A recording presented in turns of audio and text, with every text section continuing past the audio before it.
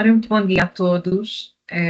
Pedimos desculpa por este ligeiro atraso. Temos sempre estes desafios técnicos, mesmo quando, enfim, temos já algum domínio sobre estas técnicas, por vezes temos algumas surpresas.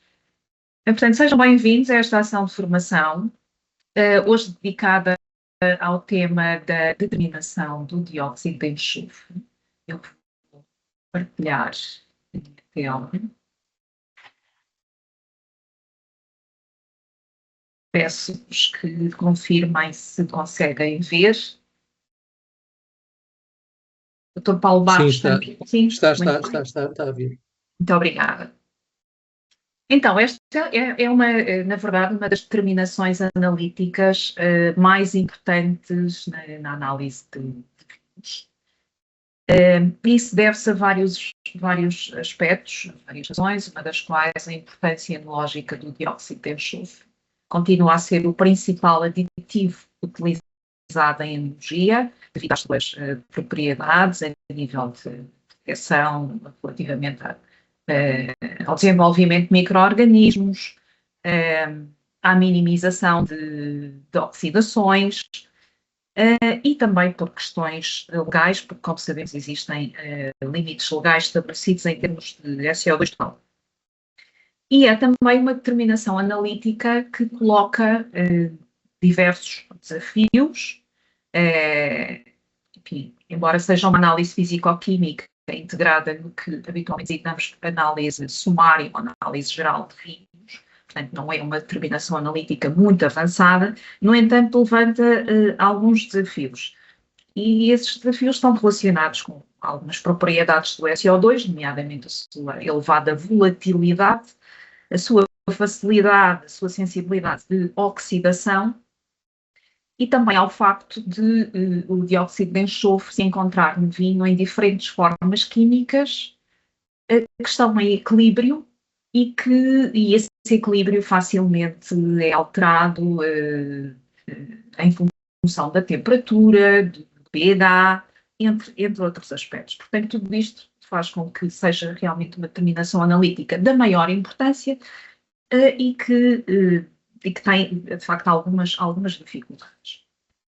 Como habitualmente, iremos começar por fazer aqui algum enquadramento sobre as propriedades biológicas e a utilização do SO2 em energia. Eu queria só que confirmassem se já avançámos um slide. Dr. Paulo Barros, pode confirmar se já estamos, consegue ver um slide? Estás perfeitamente, sim. Muito bem. Então, como vos dizia, temos então diferentes formas químicas de dióxido de enxofre e diferentes classificações.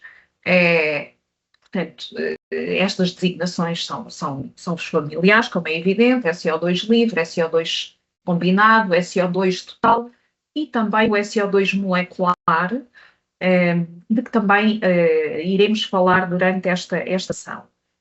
O SO2 molecular é determinado por cálculo, mas é também uma determinação extremamente importante e o seu conhecimento é muito útil para os enólogos, como é evidente.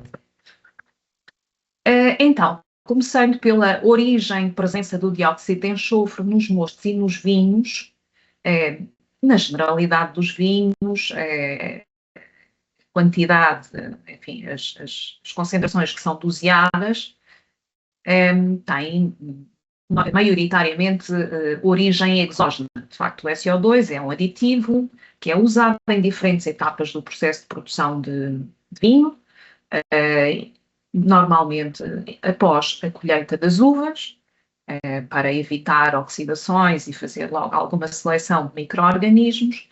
Ao longo de todo o processo de vinificação, quer conservação, envelhecimento, e antes do engarrafamento, normalmente é a última adição que se faz, é ao engarrafamento. Portanto, ao longo de todo o processo, o dióxido de enxofre é utilizado como aditivo. E, portanto, na generalidade dos vinhos, o SO2 deve-se essencialmente a esta adição. Existem diferentes formas de aplicação de dióxido de enxofre nos mostos e nos vinhos, nomeadamente SO2 puro, na forma líquida, também soluções aquosas que são muitas vezes preparadas nas adegas. Também é muito vulgar a utilização, a adição de SO2 sobre a forma de sal, nomeadamente metabisulfito de potássio ou metabisulfito de sódio. É também uma forma de utilização clássica, tradicional, a queima de enxofre puro, nomeadamente para higienização de barricas. E, mais recentemente, também a utilização de produtos combinados, por exemplo, com ácido ascórbico, é uma formulação relativamente comum, o dióxido de enxofre adicionado de ácido ascórbico, é um produto muitas vezes usado imediatamente após a colheita das uvas, por vezes até durante o transporte das uvas da vinha para a adega.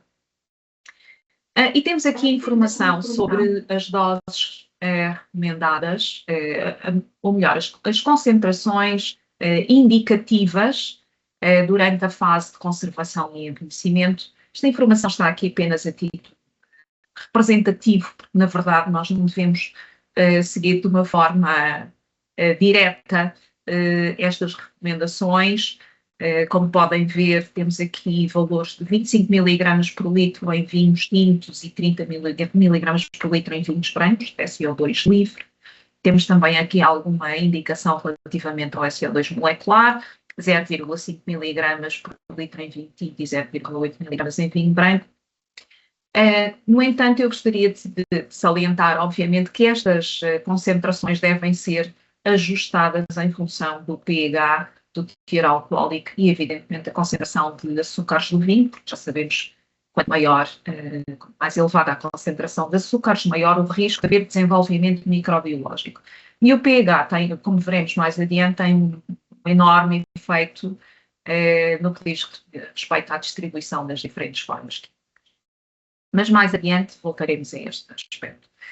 Para além da presença exógena, há ainda que considerar a presença endógena, portanto, há sempre algum dióxido de enxofre que é formado durante a fermentação alcoólica pelas leveduras.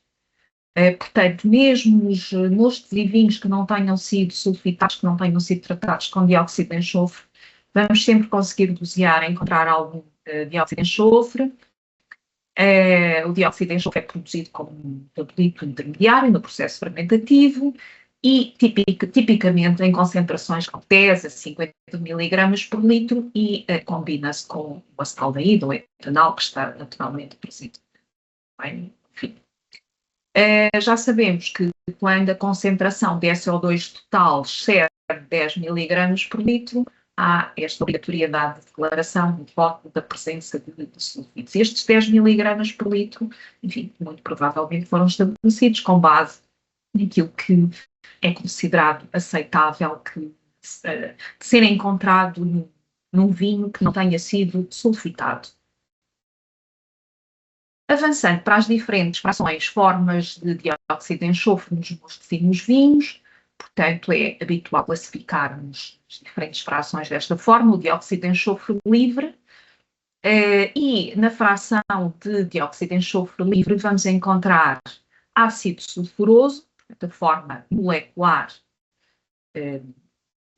do ácido sulfuroso, que é também muitas vezes designada por SO2 ativo. E porquê SO2 ativo? Que é a única forma química, ou melhor, mais exatamente, é a principal forma química com propriedades antissépticas. Temos depois o íon bisulfito, que é a forma preponderante de SO2 aos valores de pH com interesse enológico, portanto estamos a falar do intervalo de pH entre 2,8 e 3,8. O íon bisulfito é, sem dúvida, a forma preponderante. É a principal forma química com propriedades antioxidantes.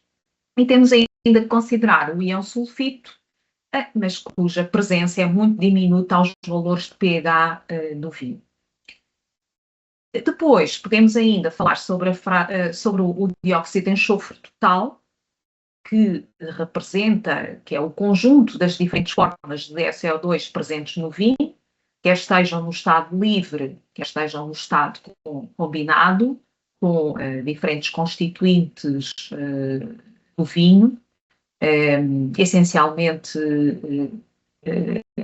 combinações de ião bisulfito com açúcares, com antocianinas. Estas são as formas combinadas reversíveis, e temos depois ainda que considerar que há uma parte do ião bisulfito que está combinado com outros compostos. O exemplo mais familiar será o exemplo do acetaldeído, ou etanol. O ião bisulfito combina-se com o acetaldeído, formando um composto extremamente estável e que, nas condições normais no vinho, essa ligação, essa combinação não é reversível. Vamos ver mais adiante. Evidentemente, tudo isto tem relação com as estratégias analíticas, e depois veremos mais adiante que para conseguir associar o SO2 combinado, por exemplo, no método de Ripper, temos que proceder à hidrólise alcalina, é justamente para promover a quebra desta combinação estável, que é um bisulfito e o acetaldeído. Bom, já fomos falando do dióxido de enxofre combinado, portanto, é a diferença entre o dióxido de enxofre total e o dióxido de enxofre livre, e, portanto, estamos a falar das formas químicas que estão combinadas no vinho e, portanto, não têm, digamos, nessa condição, um papel ativo. Eu não diria que não tem interesse enológico, porque sabemos que em determinadas condições parte do SO2 combinado pode libertar-se e ir alimentar a fração do SO2 livre, mas no estado em questão, quando estão combinadas, não exercem as suas propriedades, o SO2 não exerce as suas propriedades antissépticas e antioxidantes. Vamos agora aqui falar só muito rapidamente sobre os equilíbrios químicos, não é? Portanto, quando o SO2 é adicionado ao vinho, ocorre a sua solubilização com a água que está presente no vinho ou no mosto, e, portanto, dando origem ao ácido sulfuroso, que é a forma molecular do SO2, que, por sua vez, está em equilíbrio com o íon bisulfito e com o íon sulfito. Portanto, há uma dissociação sucessiva a estas diferentes formas químicas. Portanto, já sabemos, temos aqui informação neste esquema sobre as constantes de acidez e sobre o valor de pK. As constantes de acidez, os valores são normalmente muito baixos, e aqui estamos a falar de ácidos fracos, portanto, são valores muito baixos por uma questão de conveniência. Em vez de usarmos o valor de K, é mais habitual usar-se o valor de pK, que é o logaritmo negativo da constante de acidez, e o que eu gostaria aqui de salientar é que quanto menor o pK, maior a força ácida e maior o grau de dissociação.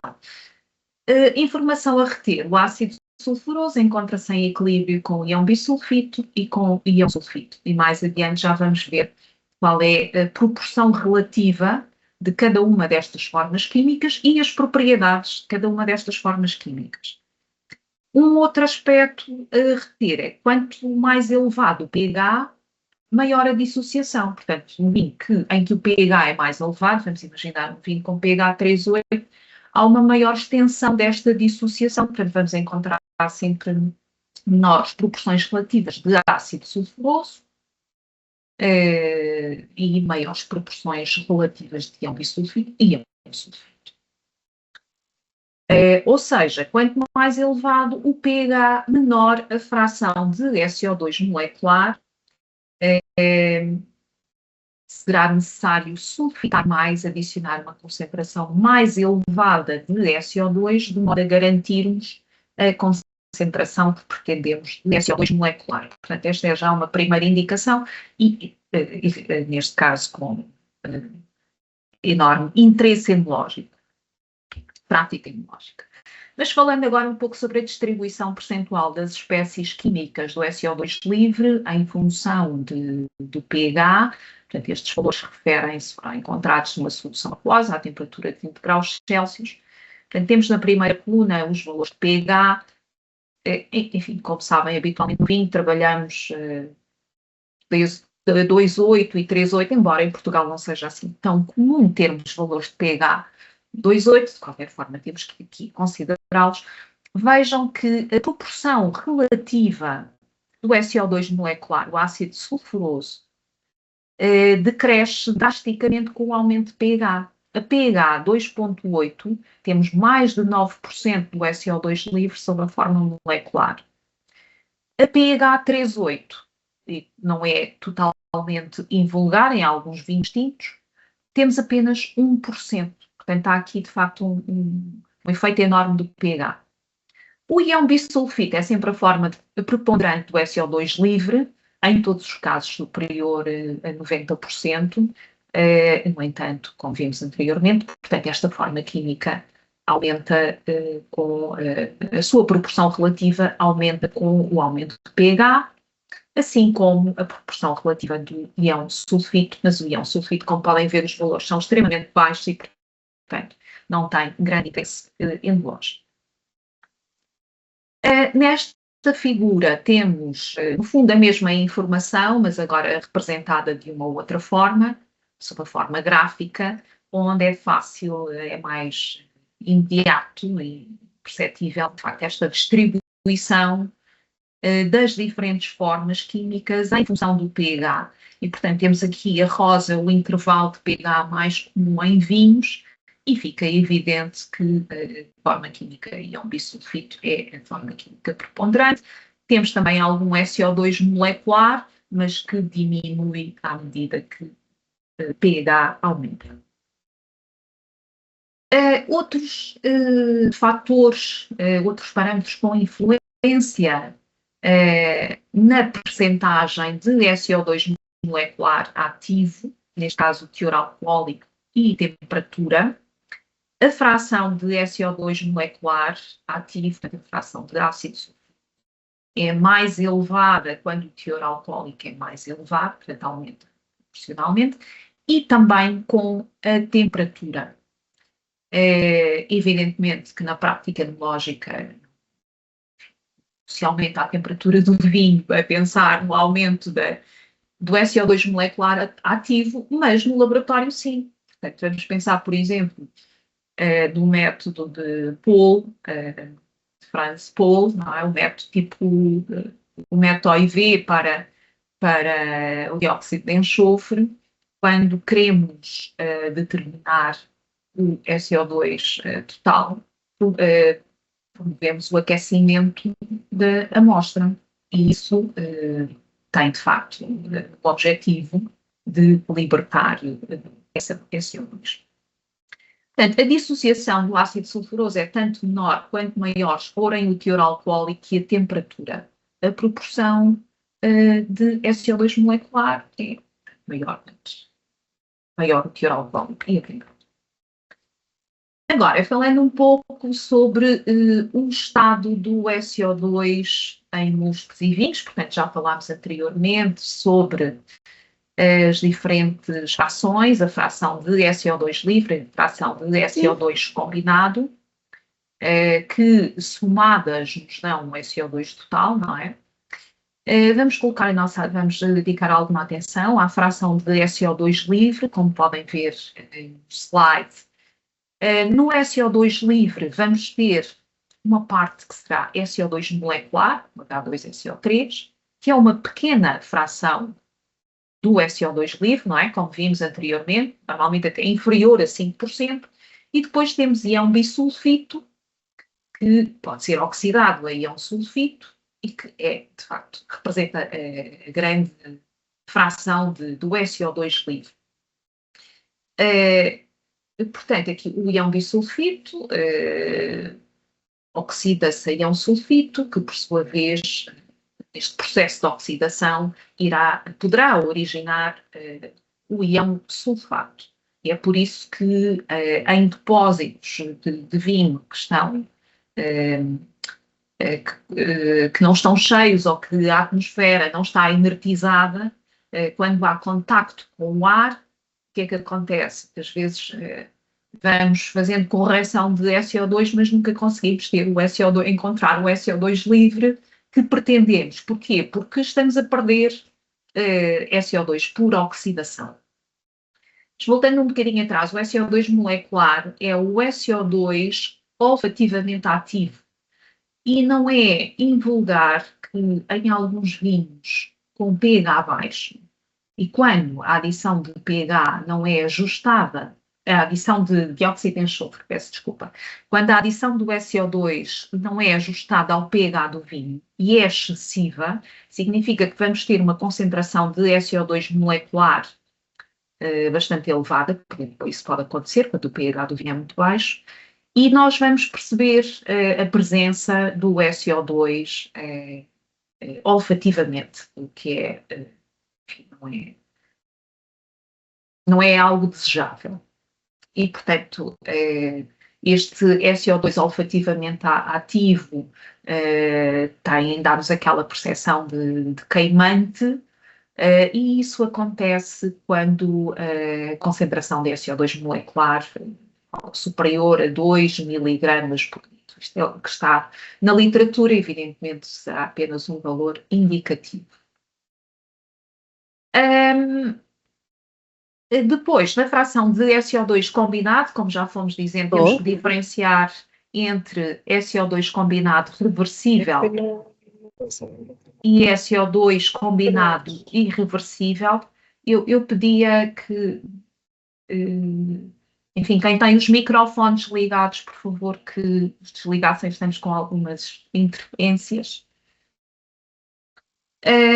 Portanto, o SO2 combinado reversível, estamos a falar essencialmente de íon bisulfito, que está combinado com diferentes compostos do vinho, nomeadamente com açúcares e seus derivados.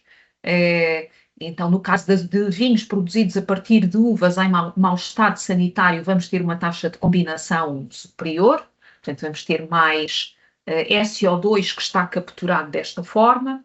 Também as combinações com as antocianinas.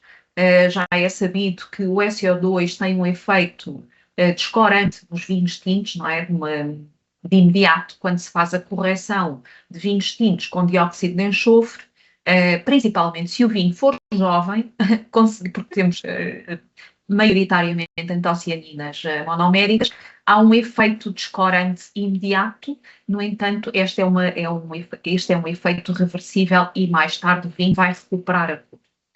Portanto, estamos a falar de formas combinadas reversíveis e esta fração funciona como uma reserva de SO2. Em determinadas condições pode haver libertação do SO2 que está preso desta forma. E temos ainda no SO2 combinado, o SO2 combinado irreversível, o SO2 que está bloqueado, nomeadamente com aldeídos e cetonas, e aqui temos o caso concreto bastante conhecido, do acetaldeído, não é? Que é aquele composto que pode ser formado durante a fermentação alcoólica, mas também por oxidação química do etanol, quando os vinhos estão mal protegidos, e que está associado muitas vezes a uma oxidação precoce dos vinhos. Neste caso, o SO2 que está combinado com acetaldeído, na prática enológica, em condições de produção, não é possível recuperar esse SO2. E, enfim, para finalizar esta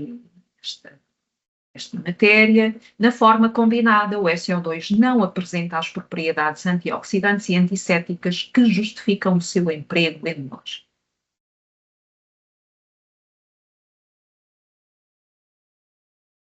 Avançamos agora para as propriedades e importância enológica do dióxido de enxofre. Já fomos falando, mas agora com maior foco. Portanto, o SO2, apesar das suas características de toxicidade, continua a ser o principal aditivo em enologia, e não só em enologia, na indústria alimentar é usado na conservação de muitos produtos alimentares, portanto o vinho não é algo que seja particular, específico do vinho. Os limites legais ao longo dos anos têm vindo a descer, no entanto continua a ser o principal aditivo. Nenhum outro aditivo apresenta um tão largo espectro de propriedades benéficas para vinificação e conservação de vinhos. E, portanto, a sua utilização deve-se de facto, à combinação de um conjunto de propriedades que são excelentes no que diz respeito à produção de vinho. Bom, desde logo as suas propriedades como antisséptico. Inibe o desenvolvimento de micro-organismos, possuindo atividade antibacteriana mais forte do que atividade antilevuriana.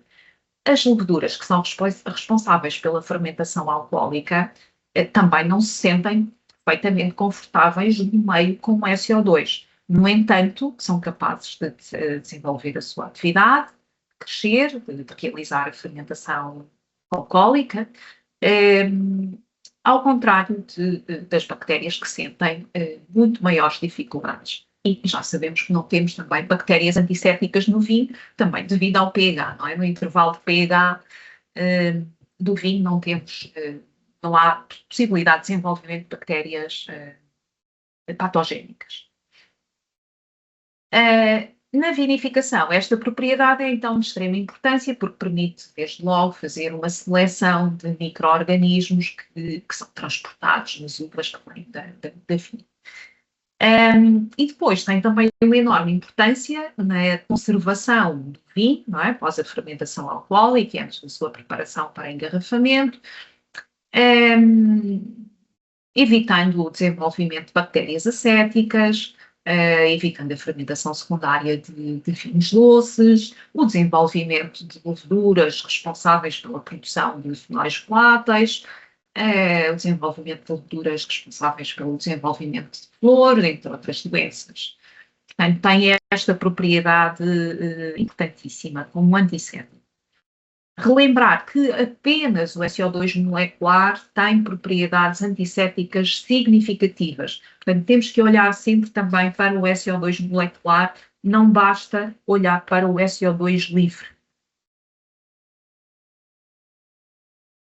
Avançando nas propriedades, para além da propriedade como antisséptico, é salientar a propriedade como antioxidante. Antioxidante?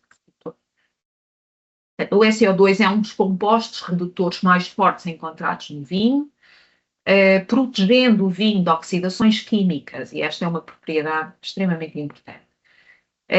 O SO2 oxida-se sequencialmente até ao ácido sulfúrico, que de imediato se dissocia no vinho. Portanto, nós no vinho nunca encontramos ácido sulfúrico, encontramos sim sulfatos.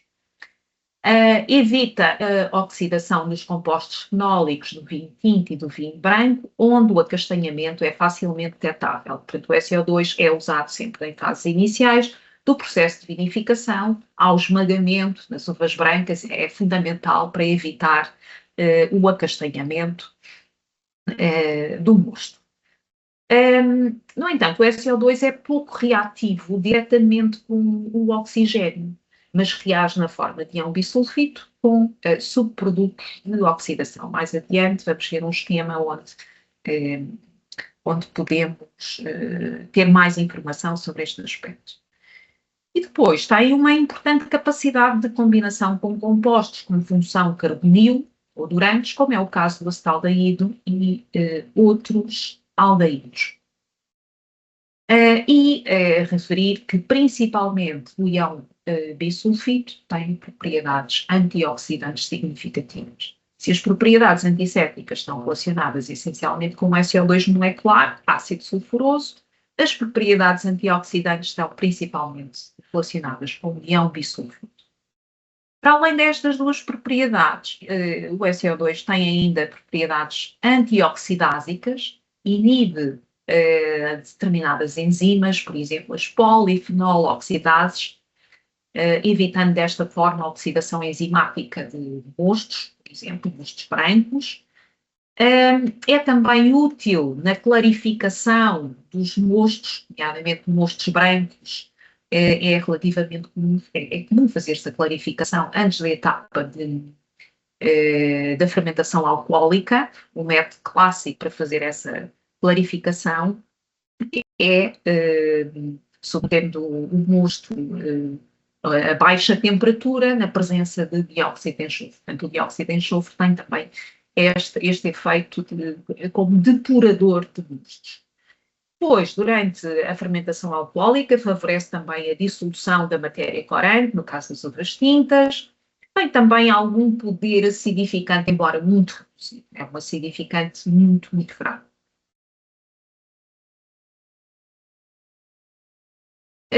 Há pouco dizia-vos que o SO2 não reage diretamente com o oxigênio, no entanto, tem o íon bisulfito, tem a capacidade, como antioxidante, não é? O íon bisulfito que exerce essa função, tem aqui, de facto, um papel importantíssimo.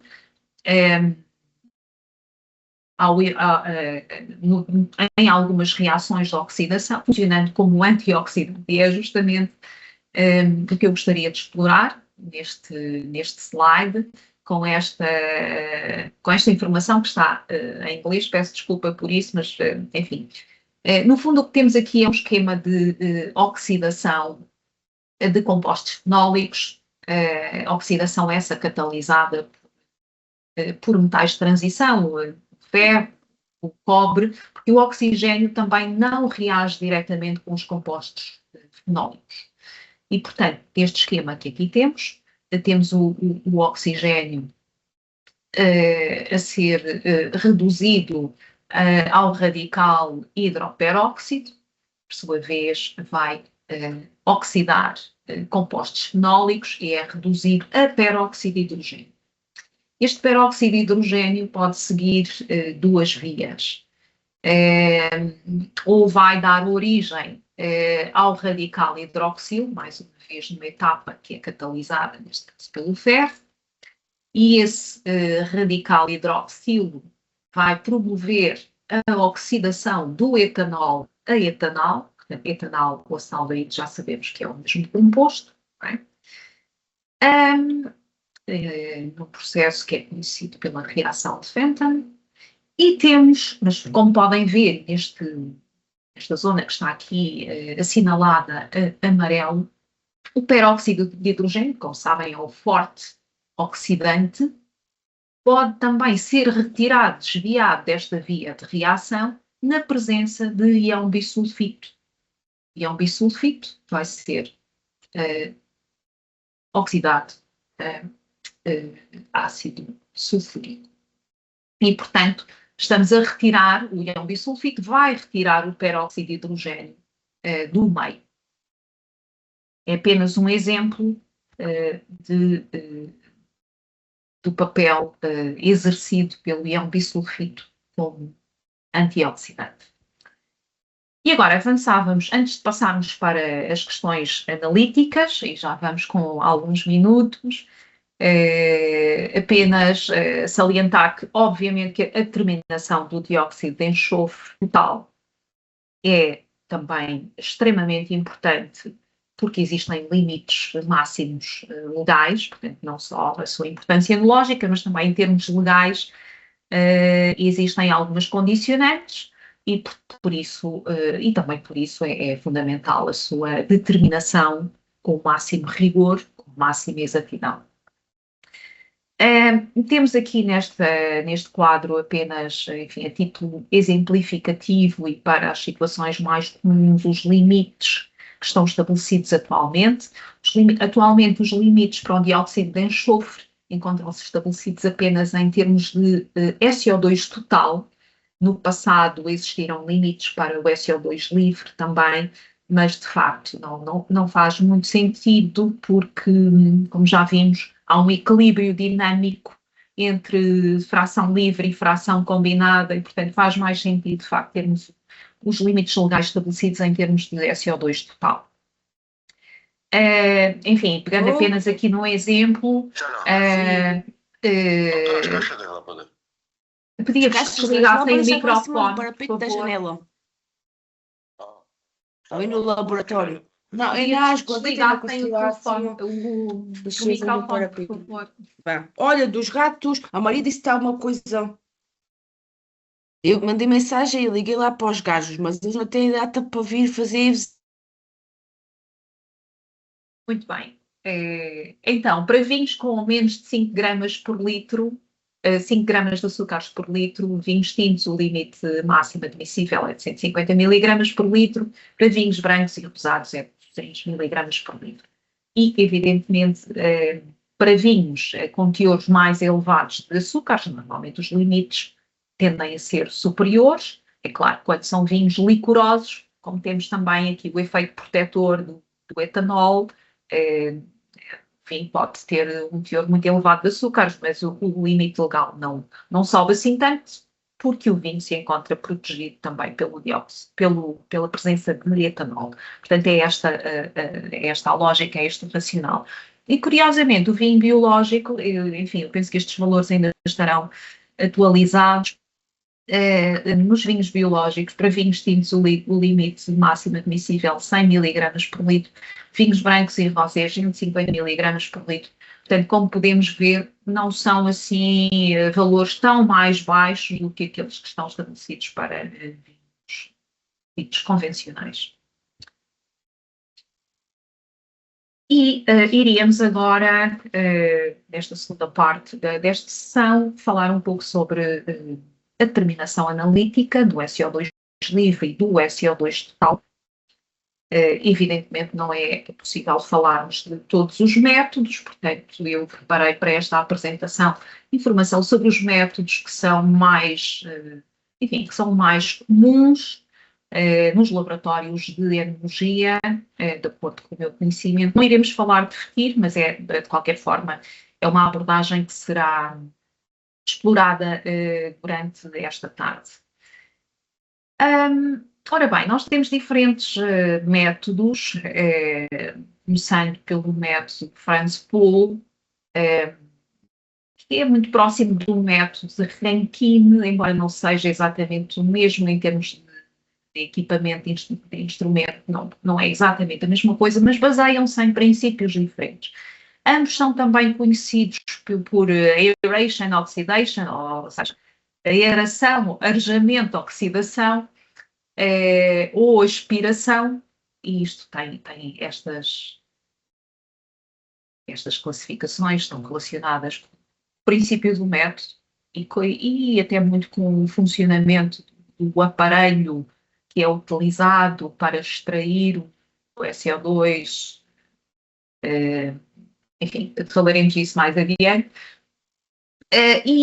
O princípio destes métodos pode ser descrito da seguinte forma: o SO2 presente numa amostra acidificada, a amostra é acidificada, é arrastado por uma corrente de ar ou de azoto e é fixado e oxidado por borbulhamento numa solução diluída e neutra. A solução de peróxido de hidrogênio tem que ser neutralizada previamente.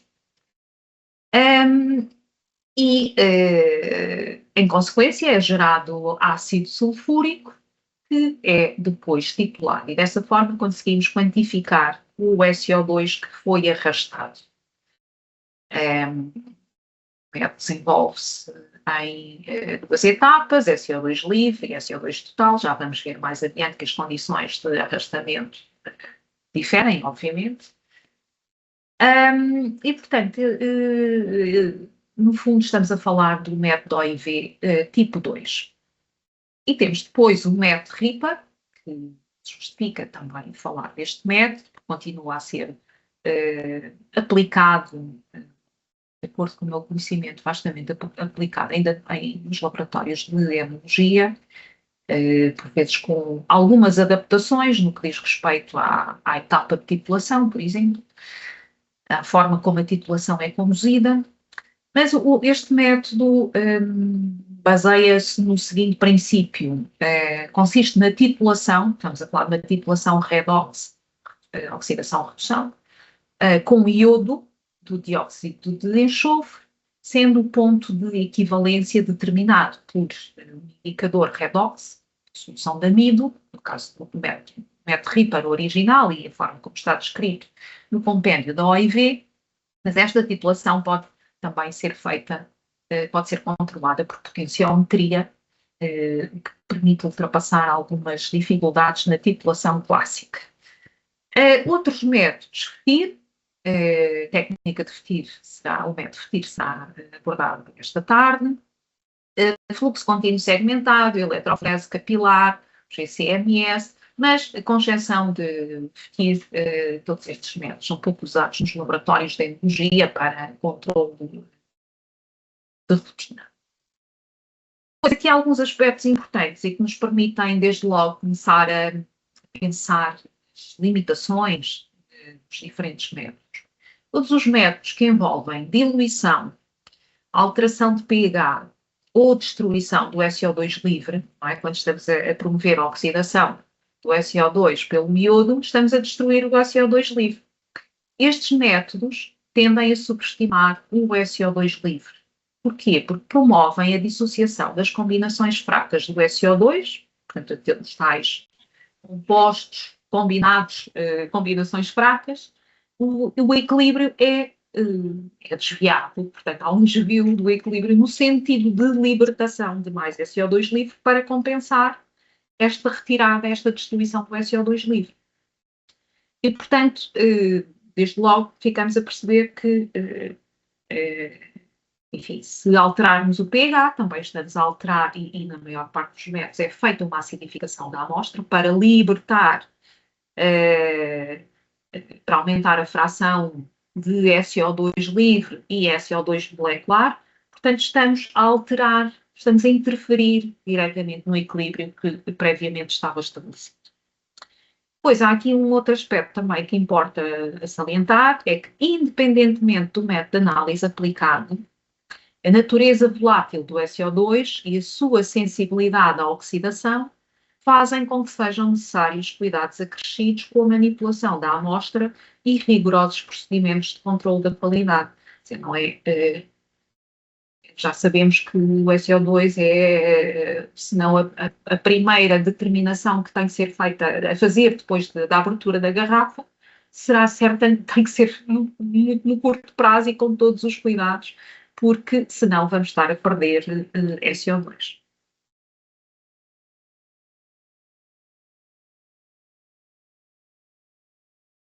Avançando agora, enfim, depois desta caracterização genérica ou informação genérica sobre os métodos, vamos ver com mais detalhe, então, o método Franz Pohl e, seguidamente, o método Ricard.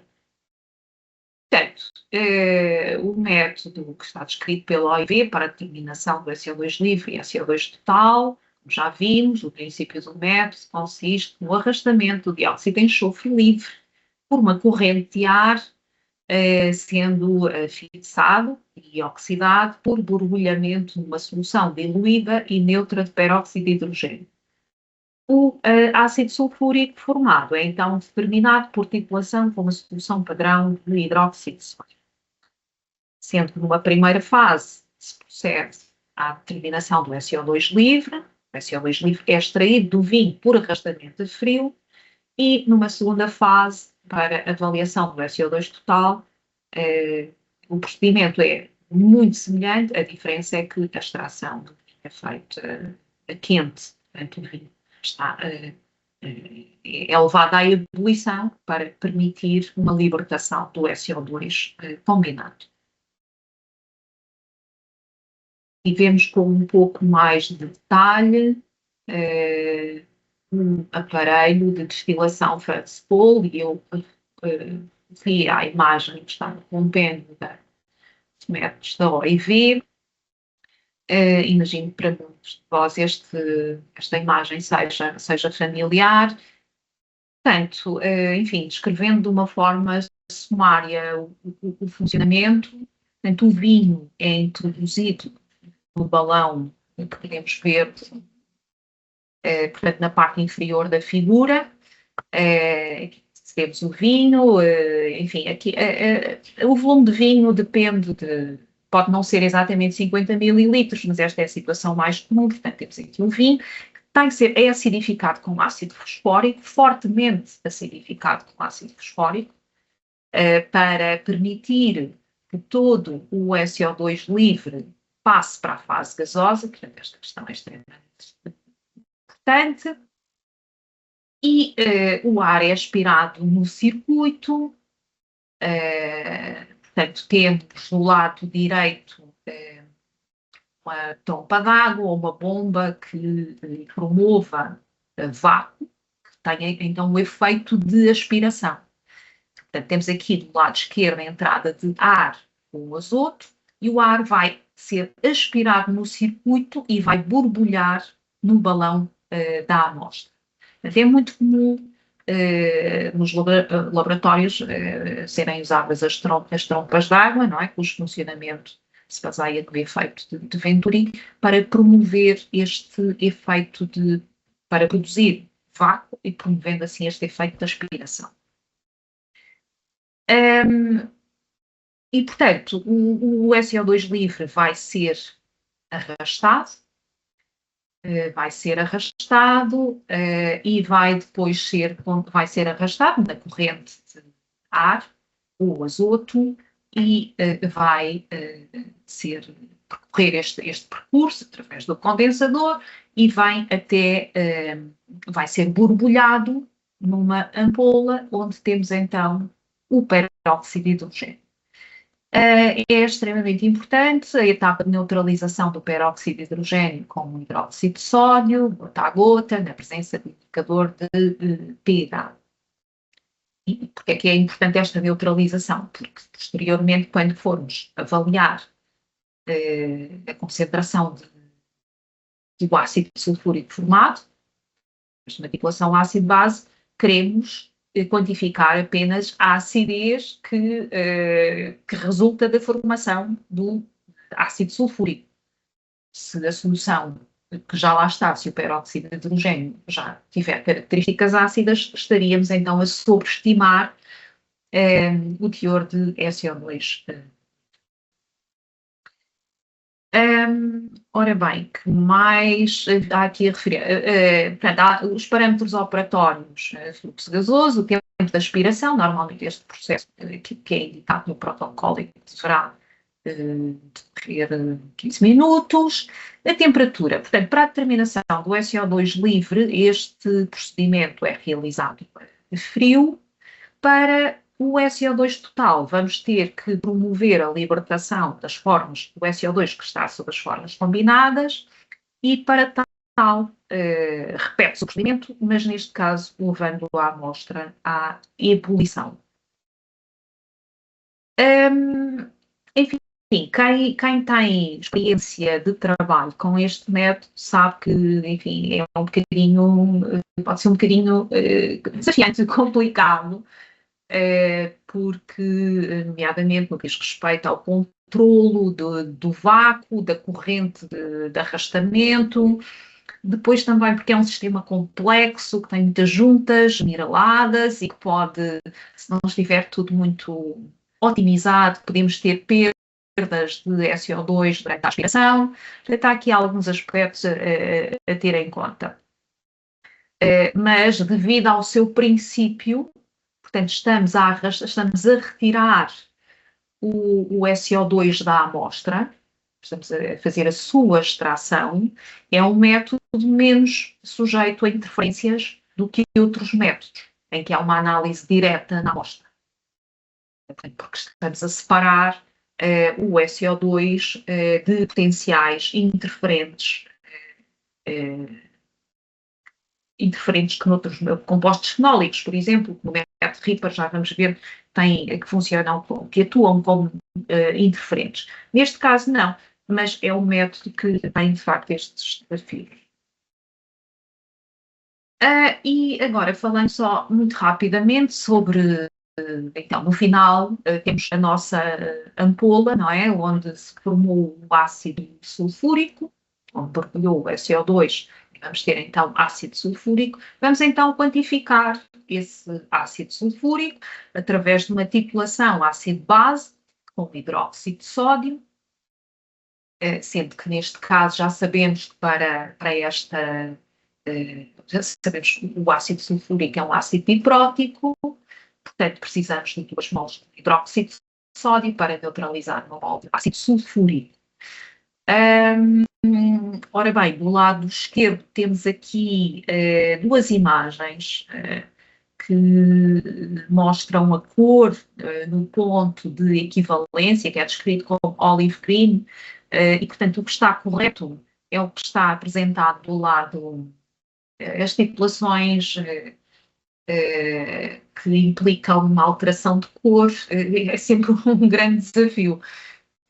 São sempre sujeitas a alguma subjetividade, mas, e por isso eu incluí também aqui esta imagem. E temos depois a imagem do lado direito, que mostra também uma coloração verde, mas que, em que o ponto de equivalência foi já ultrapassado. E depois temos aqui alguns cálculos, considerando a utilização de 50 mililitros de vinho, não é?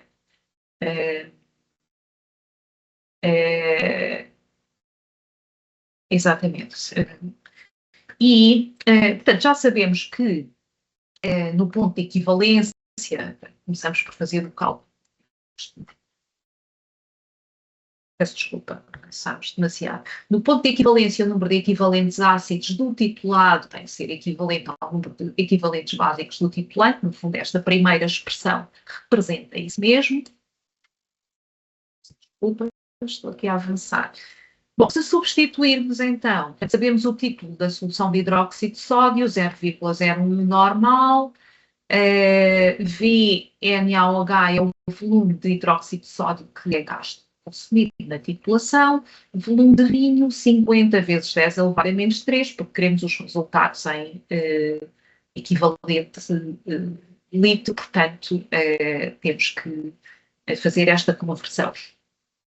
Portanto, fazendo os cálculos, chegamos então a esta expressão, a normalidade da solução ácida, não é? Onde temos o nosso ácido sulfúrico, é dada por esta expressão, volume da solução titulante, consumida durante a titulação, a dividir por este fator.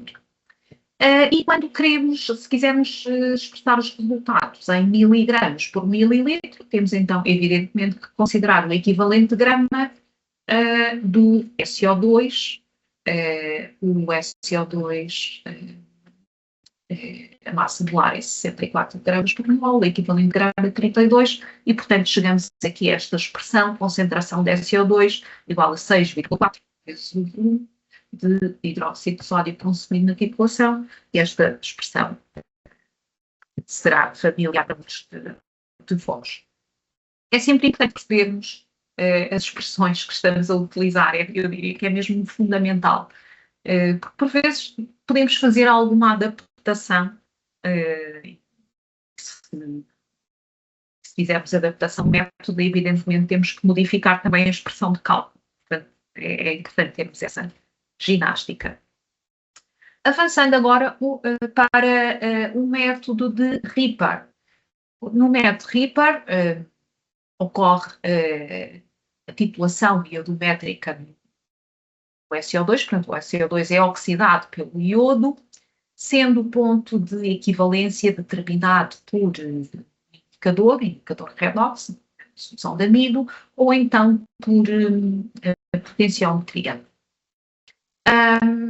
Portanto, já sabemos que o ião bisulfito reduz o iodo molecular a iodato até ao juntamento do ião bisulfito, e nesse ponto a solução vai adquirir uma coloração azulada devido à interação do iodo livre com o amido. O SO2 livre é determinado por titulação direta com o iodo, e o SO2 combinado é determinado por titulação após hidrólise alcalina. Portanto, é fundamental procedermos à hidrólise alcalina para podermos libertar o SO2 que está combinado. Portanto, estamos a falar de uma titulação redox que é realizada diretamente no vinho. Não é? Nós não estamos a retirar o SO2, como acontecia no método anterior, para fazer a sua quantificação. Não, aqui a determinação é feita diretamente na amostra e por isso vamos ter aqui também mais interferências. O que é que acontece nesta titulação? Portanto, temos a oxidação do dióxido de enxofre, que vai ceder 2 eletrões, passa à forma de ácido sulfúrico, e temos a redução do iodo molecular, que vai capturar 2 eletrões e passa à forma negativa. Portanto, na equação global, temos então o SO2 a reagir com o iodo molecular, originando aqui o ácido sulfúrico. Quando o iodo está em excesso, vai reagir com o amido, originando a mudança de cor. Isto explica a mudança de cor da amostra. Então, temos aqui, enfim, algumas imagens, obviamente não é possível apresentar aqui toda a informação, mas hoje à tarde vão ter a oportunidade de falar sobre todos os detalhes, certamente, mas, enfim, de uma forma rápida. Então, temos na primeira etapa a determinação do SO2 livre, portanto, adicionamos ao vinho uma solução de amido, ácido sulfúrico e EDTA. A solução de amido já sabemos que é o indicador redox. O ácido sulfúrico, o objetivo é acidificar a amostra para promover uma maior libertação dos mais SO2 livre e SO2 molecular. Portanto, já vimos que estamos a destruir o equilíbrio. E o EDTA é adicionado com o objetivo de estabilizar a amostra, capturando ferro, cobre, portanto, os metais de transição que têm um papel importante como catalisadores de oxidações. Portanto, o objetivo é minimizar potenciais oxidações de oxigênio. Oxidações que não sejam aquelas produzidas pelo iodo. E, neste caso, após a preparação desta solução, a titulação deve ser imediata. Deve ser imediata para minimizarmos a perda de SO2 por volatilização ou oxidação. Este é um aspecto importante.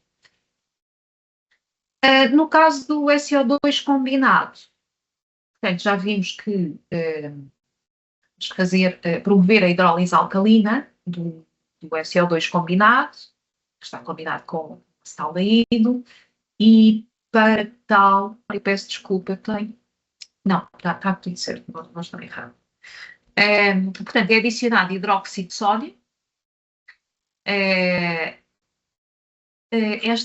O vinho adicionado hidróxido de sódio deverá ser um tempo de reação para que ocorra a hidrólise alcalina antes da titulação seguinte, novamente com o iodo.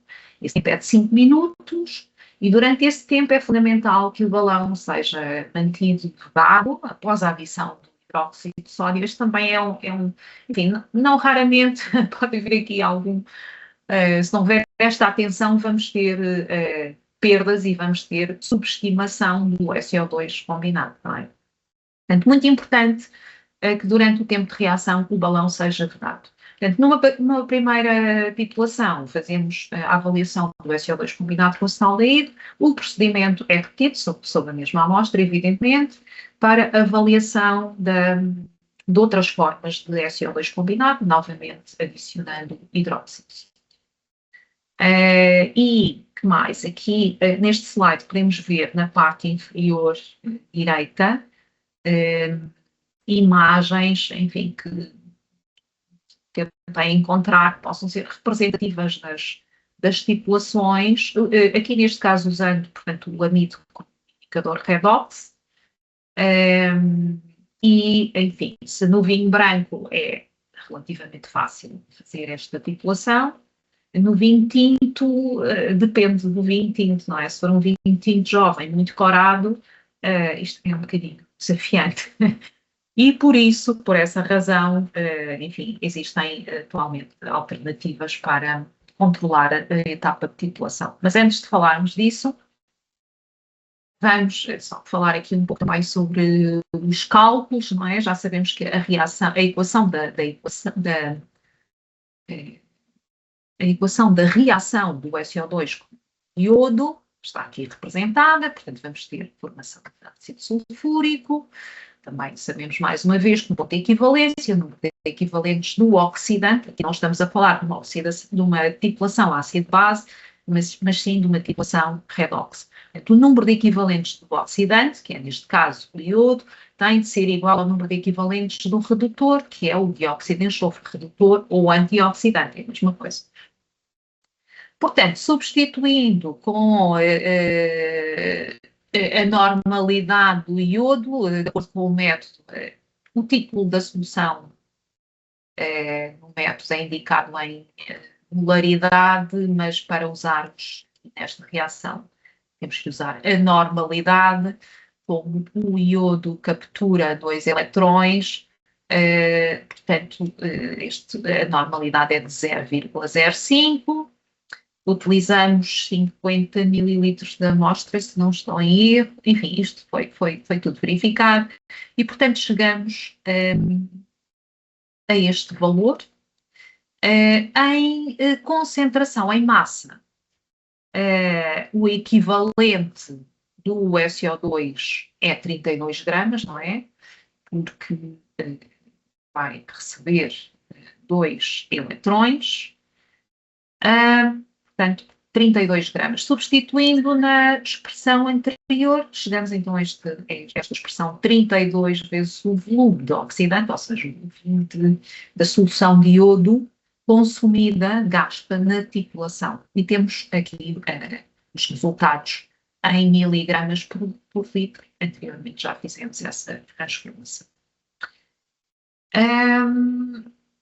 Exatamente. Portanto, para o SO2 livre, esta é a forma de expressão. Para o SO2 total, teremos que somar os volumes de iodo consumidos na segunda e na terceira titulação.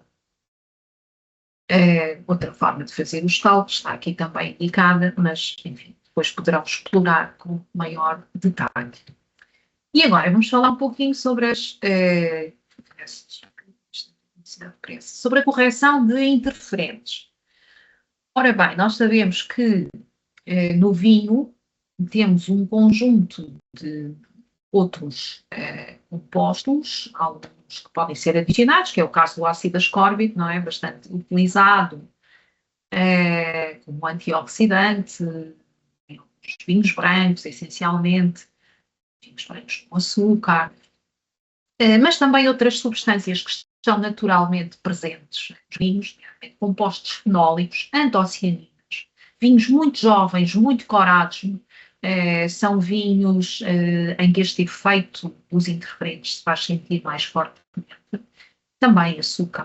Portanto, estas substâncias também reagem com o iodo em meio ácido. E, portanto, vão ter aqui um efeito importante nesta determinação. E principalmente o ácido ascórbico pode refletir-se fortemente no valor da terceira titulação com iodo, portanto no valor de V2.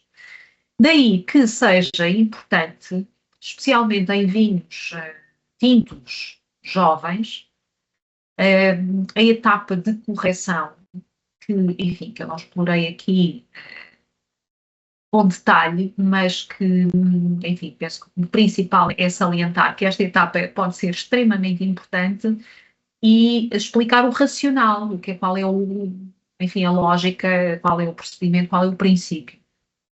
Bem, no fundo, o que se faz é adicionar uma quantidade excessiva de acetaldeído ou acetaldeído, já sabem que é etanol, mas também pode ser propanol, portanto, uma quantidade excessiva que vai combinar o SO2 que está presente na amostra. Esta etapa requer também algum tempo de reação. Após a reação, voltamos a titular a amostra com iodo. E o volume de iodo que for consumido nesta etapa, ele está a ser consumido não pelo dióxido de enxofre, o dióxido de enxofre está aprisionado, foi capturado pelo acetaldeído, mas está a ser consumido pelas outras substâncias, pelos outros compostos que são interferentes. E, portanto, é este o racional e, na base final, cálculos, o volume de iodo que foi consumido nesta etapa é então subtraído ao volume total consumido nas titulações anteriores. Portanto, é este o racional. Após a finalizar, então, observações, precauções. Importância de respeitar o momento indicado para a titulação, de forma a evitar perdas de dióxido de enxofre por volatilização, permitindo a hidrólise alcalina do SO2 combinado. Aqui sabemos que no método original, como está descrito originalmente, podemos ter alguma dificuldade da percepção da mudança de cor nos vinhos tintos muito corados. É verdade que existem algumas estratégias em termos de iluminação da amostra, diluição da amostra, mas ainda assim é sempre um bocadinho complicado.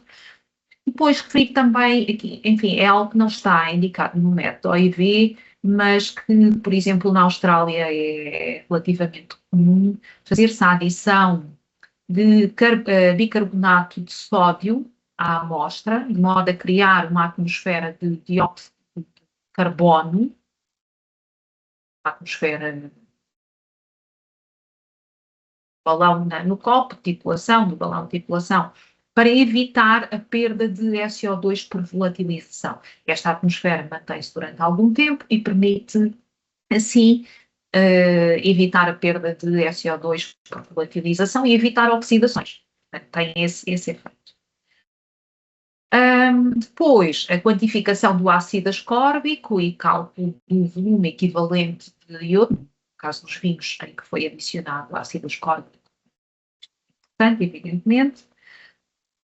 Um outro aspecto de ordem prática, enfim, tem com certeza conhecimento sobre isso, é a pouca estabilidade da solução de iodo relativamente à luz, portanto é fundamental o controle do tipo da solução de iodo. Isso normalmente é feito com a solução de tiosulfato de sódio, portanto mas isso já estamos a entrar aqui talvez em demasiado detalhe. Uma estratégia, de facto, para ultrapassar a dificuldade de estimação da avaliação do ponto de equivalência, a titulação de iodo usando o amido, é a titulação potenciométrica. Enfim, existem diferentes instrumentos no mercado, saberão muito bem. Eu trouxe aqui apenas este exemplo porque é o que usamos no nosso laboratório. E, portanto, desta forma fazemos a determinação do SO2 livre, SO2 total, por titulação semiautomática. Neste caso, existem tituladores automáticos e existem semiautomáticos. Neste caso é um titulador semiautomático, porque no final o operador tem que tomar a decisão sobre o final da titulação. No entanto, temos aqui uma grande ajuda, porque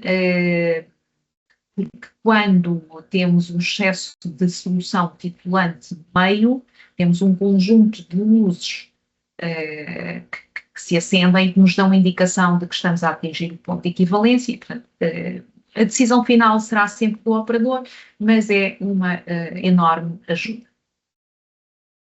A finalizar, determinação analítica do SO2 molecular, que não é uma determinação penso muito comum nos laboratórios para controlo, mas que a nível de prática enológica faz todo sentido e é uma informação útil extremamente importante para os enólogos. Portanto, o método que está descrito pelo OIV é um método indireto, um método por cálculo, em que, enfim, falámos anteriormente sobre as diferentes formas químicas, formas de distribuição do SO2. Portanto, o SO2 molecular, o SO2 é o ácido sulfuroso que está presente no SO2 livre. Portanto, estamos a falar de uma pequena fração que está contida na fração de SO2 livre. E sabemos que a percentagem deste SO2 molecular é a função do pH, como vimos anteriormente, do teor alcoólico e da temperatura. Temos, portanto, aqui uma expressão que nos permite fazer este cálculo, temos que ter conhecimento, anteriormente temos que determinar a concentração de SO2 livre, isso é fundamental, e termos também informação sobre o valor de pH do vinho.